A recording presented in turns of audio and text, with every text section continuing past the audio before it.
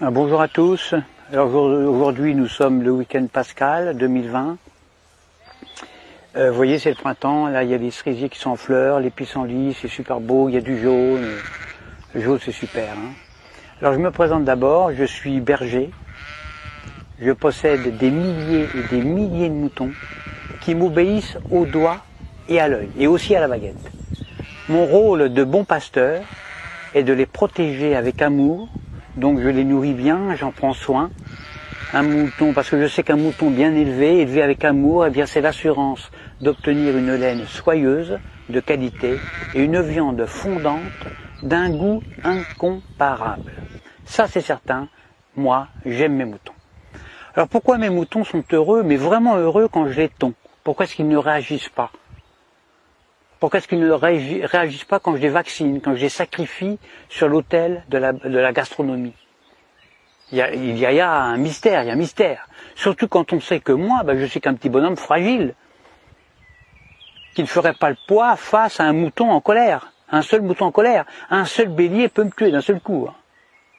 Eh bien le secret, le voici. Pour qu'un troupeau de milliers de moutons soit docile, soumis, obéissant, eh bien il suffit de jouer soit sur la peur, soit sur leurs besoins de sécurité. Exemple. Quand j'ai besoin de les tondre, ou de les vacciner, ou de les confiner, ou même de les mener à l'abattoir, eh bien je leur crie « Attention, il y a un loup ! Il y a un gros loup !» Donc là, je joue sur la peur. « Courez vite dans la bergerie, allez vite, vite, vite, réfugiez-vous là-bas. » Besoin de sécurité.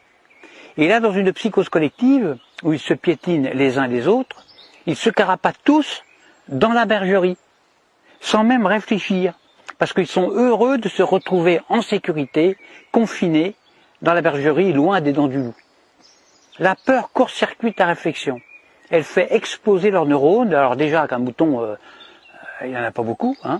Alors pendant que leur attention est dirigée vers le loup, eh bien moi, tranquillement, je les tonds, je les vaccine, je leur tatoue le gigot, je puce les rebelles, je castre les chefs, bien sûr, en leur injectant des médicaments, etc., etc.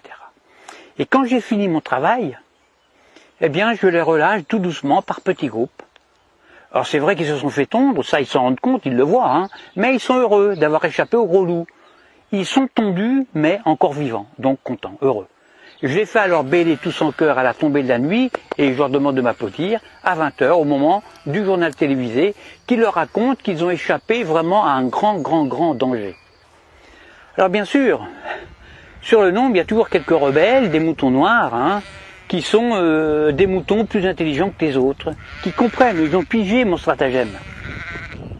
Alors ils essayent, ils tentent désespérément d'expliquer à leurs frères moutons, à leurs congénères, que si le loup en croque 2 ou 3 seulement, le berger, lui, est beaucoup plus dangereux, puisqu'ils finiront tous sur une table en méchoui, ou sur la table pascale.